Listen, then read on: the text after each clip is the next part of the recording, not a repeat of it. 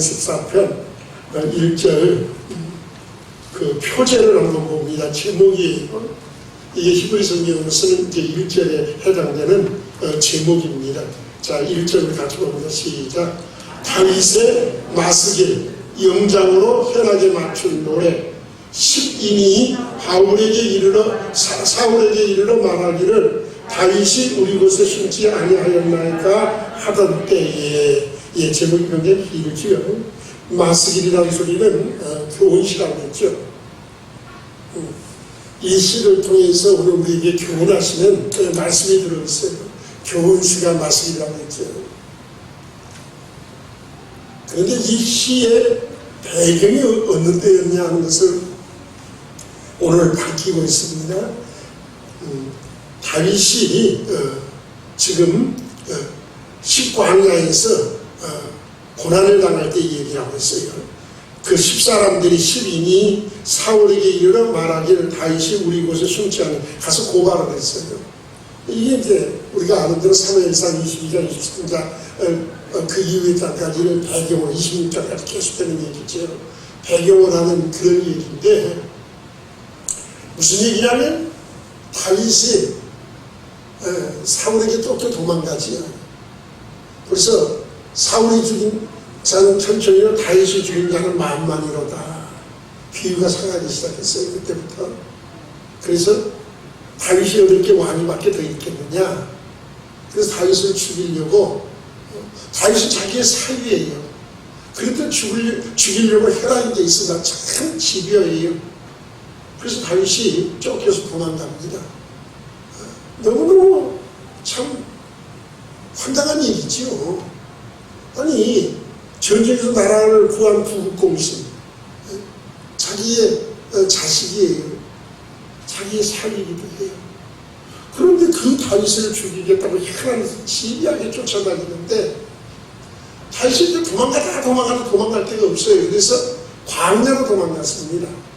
광야라는 것이 어떻습니까? 우리가 아는 대로 광야라는 것은 사람이 살 곳이 못 되죠. 살 수 없는 땅이에요. 광야는 그래서 숨을 곳이 많습니다. 숨을 곳이 많은 것이 광야예요. 넓은 끝이 안 보이니까 그저 돌멩이만 잔뜩 있고 그러니까 누가 쫓아와도 아무 돌멩이 밑에다 납작 엎드려 버리면 어디 있는지 보이지가 않아요. 그 숨을 곳이 많은 거예요. 불도 있고 숨을 곳이 많죠. 거꾸로 얘기하면 그 대신에 광야는 어떨까요? 그렇게 숨기는 좋을는지 몰라도 한번 쫓기기 시작하면 숨을 곳이 없고 도망갈 데가 없는 거예요. 또 어디를 피할 데가 없잖아요. 민가가 있고 뭐가 있는 게 아니니까. 이게 뭐 아무리 도망가봤자 군사들이 내 쫓고 말 쫓아오면 이게 꼼짝이 잡히는 거. 이게 광야입니다. 사람이 살 수 없는 그런 광야. 이제 도망가다 갈 데가 없으니까 광야로 도망가서 숨어 있었어요. 그런데 그때 문제가 터졌습니다. 그 일라에 블레셋 군들이 쳐들어온 거예요. 블레셋 군대가 이스라엘인들이 이제 농사를 다 지어놓고 수확할 때쯤 되니까 또 쳐들어옵니다. 이제 정말 손도 안 대고 코풀겠다는 소리죠. 남의 농사 지어놓은 거 다 뺏어가겠다는 거예요. 뭐 그 일라 사람들이 힘이 있습니까? 그러니까 블레셋 군사가 쫓아와서 그 농사 지어놓은 거 몽땅 다 뺏어간단 말이에요. 이거 꼼짝을 당하지요. 사울은 멀리 있고 사울이 올라가면 뭐 얼마나 거리가 뭡니까? 그 일나 조그만 도시고 시간도 안 쓰지요. 이거 얼마나 위급합니까? 그 얘기를 다윗이 들었어요. 자, 우리 같으면 어떨까요? 가서 그 일나를 도와야 됩니까? 모른 척 해야 합니까? 상식적으로 우리가 일반적인 상식적으로 한번 생각해 보세요. 내가 지금 광야에 숨어 있어요. 발각되지 않으려고, 사울에게 발각되지 않으려고 광야에 숨어 삽니다. 피할 곳에서 계속 도망온 곳이 광야예요. 그런데 바로 그 광야 옆에 있는 그일라라는 조그만 소도시에 블레셋 사람들이 쳐들어와갖고 1년 내내 땀 흘려서 농사지으면 농사 몽땅 다 수확과 뺏어서 사람을 죽이고 약탈해 갑니다. 그 얘기가 들려왔어요. 가서 구해줘야 합니까? 도와줘야 합니까? 모른 척 해야 합니까? 응? 모른 척 해야 돼요? 아니면 가서 도와줘야 돼요? 예, 도와줘야 맞지요. 근데 도와줄 수 있는 형편이 아니에요. 지금 자기도 어떻습니까? 쫓겨다니고 숨어다니고 쫓겨다니는 신세입니다. 그럼 보통 우리는 어떻게 합니까? 아이고 안됐다, 아이고 참 도와줘야 되는데 내 코가 석잔데, 가서 도와주긴 도와줘야겠지만 지금 내 코가 석잔데 어떻게 도와줘? 왜요? 만약에 다윗이 그 일날을 도와주러 가면 다윗이 지금 어디에 있는지 자기의 있는 것이 발각되기 전에 사울에게 금방 소식이 들어가요. 그렇지 않아도 집요한 사울이 지금 쫓아다니는데 지금 어디 숨은지를 몰라서 못 찾고 있는데 사울이 다윗이 그 일날에 나타나 금방 알게 되죠. 그럼 자기가 어떻게 되겠어요? 그러니까 못 본 척 해야지. 이게 일반적인 우리들의 모습입니다. 우리 같으면 어쩔 수 없어서 미안해도 안 됐지만 아이고 어쩔 수 없지 뭐. 내 정체가 드러나게 내가 숨어있는 게 발각되게 됐는데 그럼 내가 어떤 권력을 내가 도망갈 데도 없는데 더 이상은 안 되지. 그럼 못 본 척 할 수 있어요.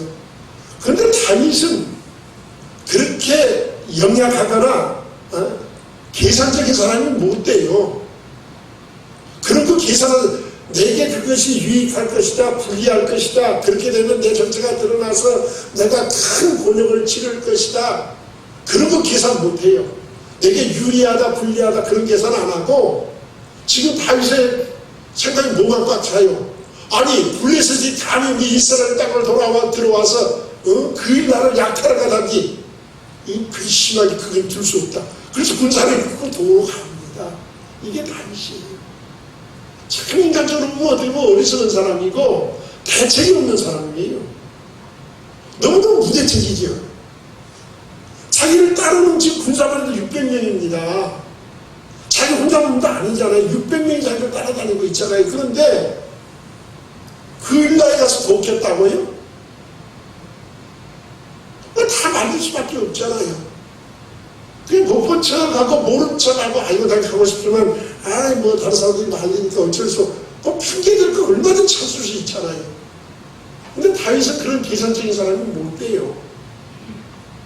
어려움을 당하고 블레셋에 침입당한 그 일날을 보고 넘어갈 수 없어서 군사를 데리고 도우러 갑니다. 그러니까 다윗이 나타났다는 소식이 사울의 귀에 들어갑니까 안 들어갑니까? 들어가죠 당장에. 그런 사울이 야 다윗 나타났더니 이게 웬일이냐 그리고 쫓아옵니다. 다윗이 이제 다울이 온다니까 놀래서 또 그냥 걸어가 날 살려서 또 광야로 도망가야죠. 그래서 광야로 들어갔어요. 이 광야라는 게 14만들이 사는 광야가 십광야예요. 그 광야로 들어가서 숨게 되었는데 그 십광야 그 사람들이 있는 성 안으로 들어갔더니 그 사람들이 사울에게 사람을 보내서 고발을 합니다. 다윗이 우리 성에 왔습니다. 뭐 이해는 되지요. 누구든지 다윗을 숨겨두면 다 죽인다는 사울의 그 엄포에 두렵지요. 무섭지요. 그러니까 다윗을 숨겨주지 못하고 사실 십광야 사람들도 다윗에게 상당하게 많은 도움을 얻었고 은혜를 입은 사람들이에요. 그럼에도 불구하고 가서 고발하더라고요. 그래서 사람은 믿을지 못해요. 자기에게 조금이라도 손해가 나고 어려움이 생각하면 전에 은혜 베풀던 거 하나도 생각 안 해요. 가서 고발 못해요. 다윗이 또 못 있잖아요. 그래서 또 도망갑니다. 근데 그 광야에서 도망갈 데가 어디 있어요? 사울에게 쫓겨서 죽을 뻔했는데 그때 하나님께서 다윗을 구원하기 위해서 블레셋이 이스라엘을 쳐들어오게 해요. 침략합니다. 그러니까 다윗 쫓아가는 것도 좋지만 그러다가 나라가 어떻게 되겠어요? 그러니까 사울이 어쩔 수 없이 군사를 철수해서 돌아갑니다. 참 하나님의 은혜로 다윗이 겨우겨우 빠져나가요. 근데 가다 보니까 또 갈 데가 없어요. 어디로 도망갑니까? 아무리 다니면 그러니까 십광야로 또 들어와요. 다윗이 또 들어옵니다. 그러니까 이 십광야 사람들이 한번 그랬으면 됐지. 또 가서 고발합니다. 다윗이 왔습니다. 우리 손에 숨었습니다. 그러니까 블레셋을 내쫓은 사울이 군사 3,000명을 데리고 다윗이 성문이 있는 성 안에 들어갔으니까 이게 도가니 든지다. 다윗 잡으러 가자. 그런 과정 속에서 굴 속에서 다윗이 옷장만 비었던 사건을 우리 알고 있지. 바로 이 배경 속에 일어났던 사건들이에요. 자, 이런 정말 배신을 계속 당하는 다윗의 입장에서 저 그일라 사람들이나 십광야 사람들이 안 믿겠어요? 원망스럽지 않겠어요? 우리 같으면 정말 너무 원망스럽죠. 내가 너희를 어떻게 보았는데, 지금까지 너희를 어떻게 보호해 주었는데, 세상이 너희가 나를 이렇게 박대할 수 있느냐? 어떻게 해서 이렇게 고발할 수 있느냐? 죽어보자. 분노에 꽉 차서 이를 갖고 말이에요. 내가 기어이 복수하고 말이다. 그게 일반적인 사람 아닙니까? 그런데 시편 오늘 54편 아무리 읽어봐도 그런 분노가 없어요. 그런 복수심이 없습니다. 이게 다윗의 믿음이에요. 다윗의 위대한 점이죠. 그러니까 다윗이 두렵지 않은 건 아니잖아요. 사람의 두려움이 다 있기 마련이에요. 다윗이 64편 1절에 가서 보면 뭐라고 고백하면 여호와여 나의 근심하는 소리를 들으시고 원수의 두려움에서 내 생명을 보존하소서. 다윗도 두려움이 있어요? 없는 거 아니에요. 사람도 어떻게 두려움이 없겠어요? 그 근심도 돼요. 염려되고 근심도 이거 어떻게 하면 좋을까? 여호와의 나의 근심한 소리를 들으시고 원수들의 두려움에서 내 생명을 보존해달라고 기도하는 만큼. 그러나 그 속에서도 오늘 다윗이 그 고통 속에서 이 시를 쓰고 있습니다. 자, 오늘 이런 배경을 우리가 한번 생각하면서 이제 1절 봅니다. 시작. 하나님이 주의 이름으로 나를 구원하시고 주의 힘으로 나를 판단하소서. 두 가지를 구합니다. 하나는 주의 이름으로 나를 구원해 주세요. 또 하나는 주의 힘으로 나를 판단해 주세요. 자, 다윗에게 남은 게 아무것도 없어요. 가족도 다 다윗과 함께 할 수 없지요. 자기 아내 미갈도 사울에게 뺏겼어요. 다른 데 싣고는 거 많았어요. 자기 가정도 풍주받은 자가 있습니다. 피할 데도 없어요. 뭐 벽이란 군사도 없어요. 뭐 600명 따라다닌다고 해봤자 그거 가지고 3,000명의 이스라엘 정예부대인 사울의 그 정예부대 3,000명과 싸운다는 것은 싸움이 안 되지요. 그리고 다윗은 근본적으로 하나님의 기름 부은 자와 내가 싸울 수 없다고 도망다닌 사람은 원래 피곤한 사람이잖아요. 싸울 마음을 안 먹는 사람인데 아예 시작부터 사울과 붙어서 싸우려고 든 사람이 아니에요. 그런데 무슨 싸움이 되겠어요, 이게. 그러니까 그런 어려움 속에서 얼마나 그 어려움이 컸던지요. 보세요. 3절의 말씀은 외인이 일어나 나를 치며 강포한 자가 내 생명을 수색하며 하나님을 자기 앞에 두지 아니하였음이니이다. 외인이라고 해서 강포한 자들. 사울과 그 백성들이 외인과 같다고요. 외인이 누구예요? 이스라엘인들이 아닌 사람과 같다고요. 이방인들은 하나님을 모르는 사람. 사울과 그 일행들이 행하는 일들이 꼭 이방인들이 하나님 모르는 자들이 행하는 것과 똑같더라고요. 그래 행동하더라고요. 다윗을 죽이기 위해서 시간이 됐는데 그럴 수가 없는 거예요. 다윗에게 해도 정말 넘어가잖아요. 다윗이 뭘 잘못했습니까? 마치 이방인들이 자기에게 대하듯이, 원수들이 자기에게 대하듯이 그렇게 대하고 있어요. 너무너무 그 고통이 크지요. 그래서 그는 그렇게 하나님 앞에 기도합니다. 하나님이여, 주의 이름으로 나를 구원하시고 주의 힘으로 나를 판단하소서. 내게 남은 것. 그런 와중에서도 다윗이 의지하는 게 뭐예요? 다윗이 남아있는 게 뭡니까? 하나님의 이름이라고 했어요. 하나님의 이름. 다윗은 하나님의 이름에 대한 그 의지, 그 견고함, 그 기쁨이 남달랐지요. 시편 23편에서 다윗의 고백이 뭡니까? 여호와는 나의 목자시 내가 부족함이 없으리라. 제가 나를 푸른 초장에 누이시며 쉴만한 물가를 인도하시도다. 내 영혼을 소생시키시며, 그 다음에 뭡니까? 자기 이름을 위하여 의의 길로. 자기가 누구예요? 하나님의 이름을 위하여. 다윗이 늘 의지한 건 하나님의 이름입니다. 하나님의 이름이 어떤 의미? 나는 여호와니 나밖에 신이 없으며 나 외에 다른 이가 없느니라. 너는 나를 알지 못하였을지라도 내가 내게 띠를 띄우고 해 뜨는 곳에서부터 해 지는 데까지, 하나님께서 해 뜨는 데서 해 지는 데까지 나는 여호와라. 이 모든 일을 행하는 자라고 있어요. 나는 빛도 짓고 어둠도 창조하고 평안도 짓고 환란도 창조하나니. 하나님은 천지를 창조하신 창조의 능력을 해서 하는 것입니다. 나는 여호와니 이는 내 이름이라. 내게 능치 못할 일이 있겠느냐. 하나님의 그 이름, 나는 여호와니 이는 내 이름. 나는 내 영광을 다른 자에게 내 찬송을 우상에게 주지 않겠다. 하나님이 하시는 역사들이지요.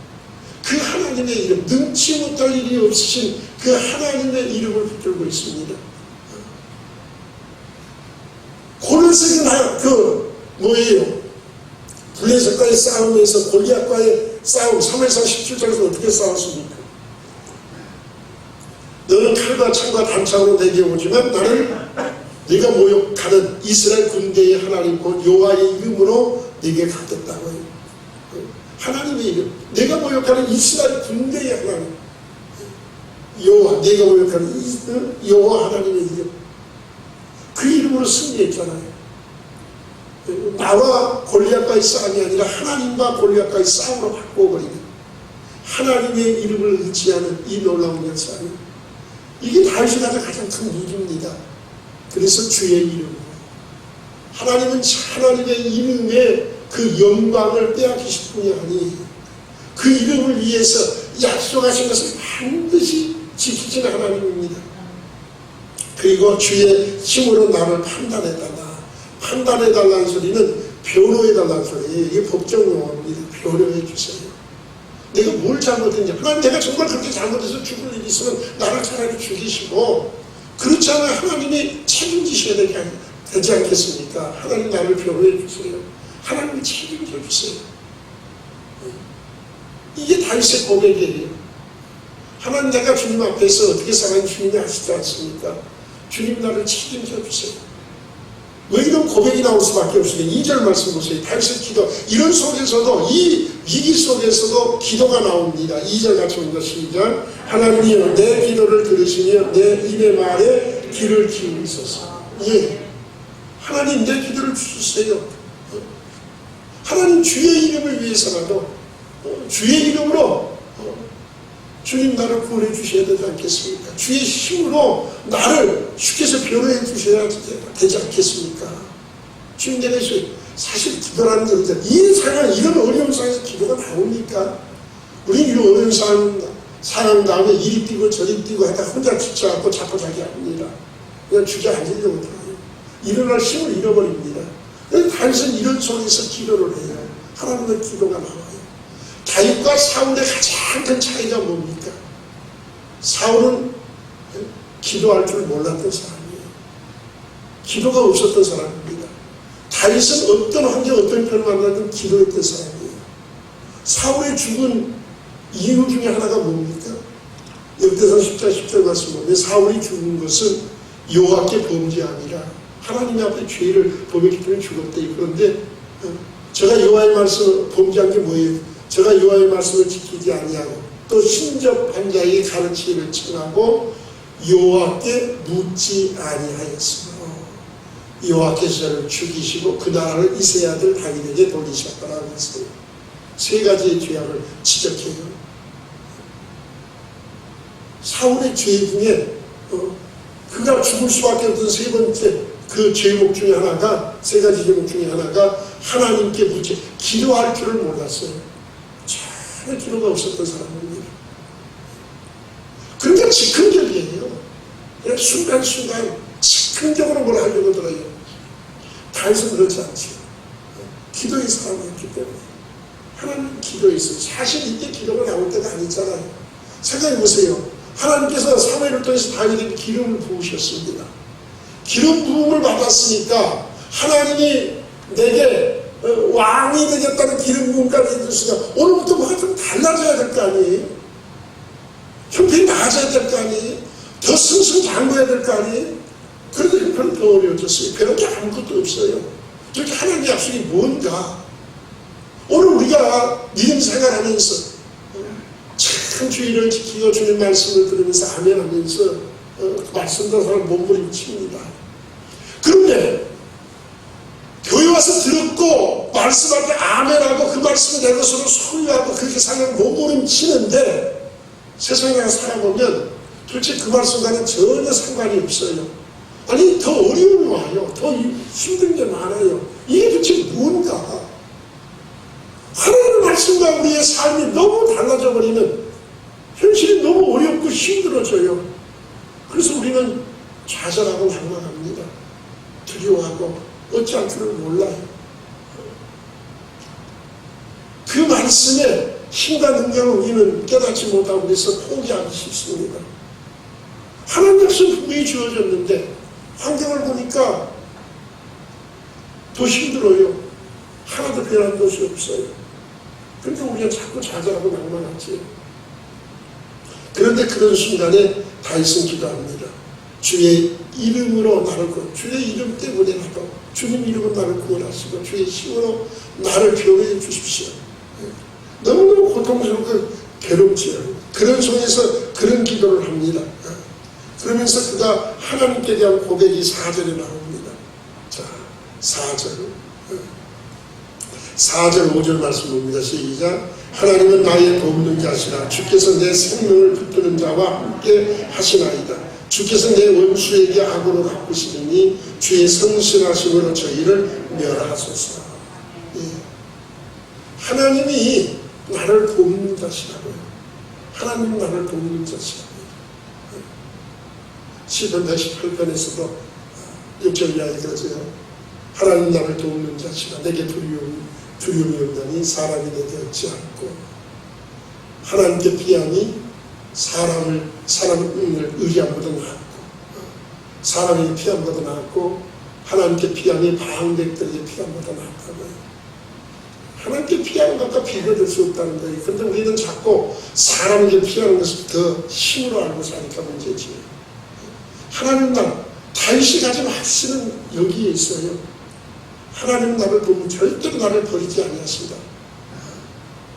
이런 환난과 고난 속에서 이제 반전이 일어납니다. 그게 6절이에요. 도대체 이런 얘기를 어떻게 할 수 있을까? 6절입니다. 자, 6절 같이 보니까 반전이 일어나요. 같이 보는 시작. 내가 낙헌대로 주께 제사하리이다. 여호와여 주의 이름에 감사하오니 주의 이름이 선하신 이니이다. 아멘. 아니 지금 사울과 그 일파들이 자기에게 달려드는 게 마치 이방인을 대하듯이 이방인보다 더 악하게 자기에게 달려들고 있어요. 자기의 생명을 노리고 그일날 도와주던 그일날 사람들이야 십광야 사람들이 자기를 고발이나 하고 말이에요. 잡아주겠다고나 들고 도망가도 갈 데가 없어 도로 제자리에 와야 할 만큼 고통 속에 있고 너무너무 고통스러워서 하나님 앞에 기도할 수밖에 없대. 기도가 나오지 않을 만한 때에도 엎드려 기도하는 참 그 용기를 얻었는데 그 기도 속에서 그가 외칠 수 있는 하나님의 이름으로 나를 구원해 주세요. 하나님의 힘으로 나를 좀 변호해 주세요. 하나님 내가 잘못된 거 아니잖아요. 그렇게 고백할 수밖에 없는 이 정말 견딜 수 없는 환난과 어려움 속에서 그런데 6절에 반전이 일어나요. 느닷없이 낙헌제를 드리겠답니다. 내가 낙헌제로 주께 제사하리이다.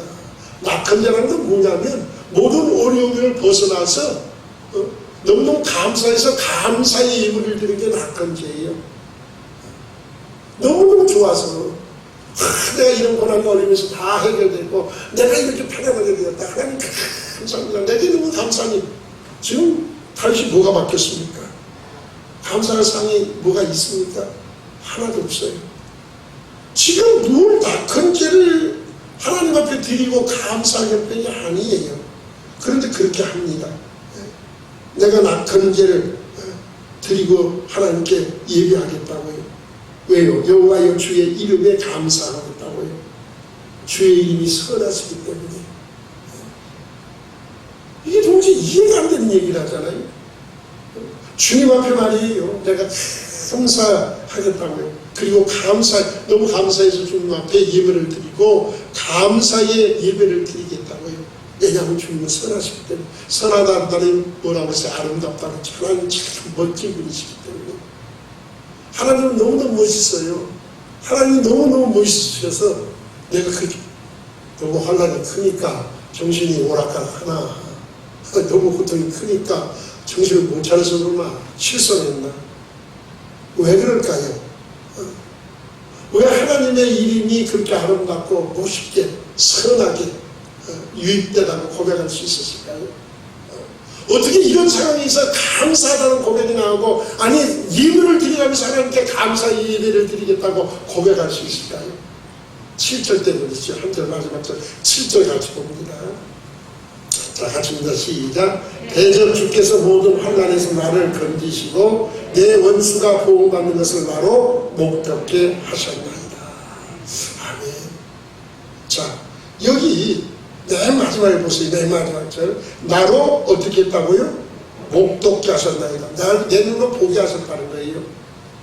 아니 원수들에게 하나님 보호하는 것을 자기 눈으로 봤으면 뭘 하나님 나를 구원해 주세요, 나를 변호해 주세요, 나를 이방인같이 돼, 그런 소리 할 필요 뭐 있어요? 다 끝나버렸는데, 다 끝났는데 목도했으면 다 끝난 거 아니에요? 그런데 뭘 1절 2절 말씀 3절 4절 쭉 말씀 우리가 봐할 때 너무너무 고통과 괴로움 속에서 지금 환난을 견디지 못해서 하나님 도와주세요, 하나님 구원해 주세요, 또 하나님 나를 변호해 주세요, 주께서 판단해 주세요, 뭐 야단 났었잖아요.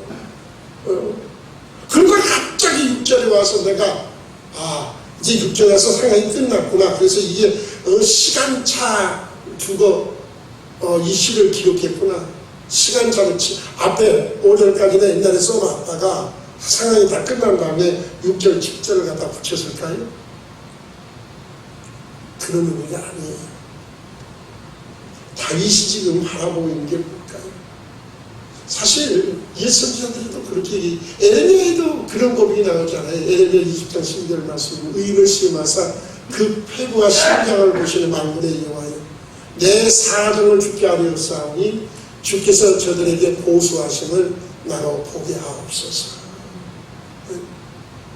하나님은 폐부와 심장까지도 다 보고 계신 하나님이에요. 창언 14장 9절에서 15장 3절에서 뭐라고 했어요?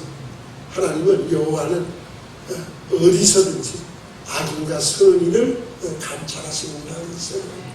어디서든지 그가 어디에 있든지 장소에 구애받는 하나님이 아니시지. 하나님의 그 역사, 창언 24장 12절 이하에도 마음을 저울질 하시니 어찌 통달지 못하시겠으며 내 영혼이 지키시니 어찌 알지 못하시겠느냐. 그가 학살한 행위대로 보호하시리라. 하나님이 우리를 달고 계시는데, 지금 다윗이 하는 얘기는 무슨 얘기냐면 문제가 해결돼서가 아니에요. 쉽게 얘기하면 우리가 창세기를 말씀드리면서 기억이 나는데, 보세요.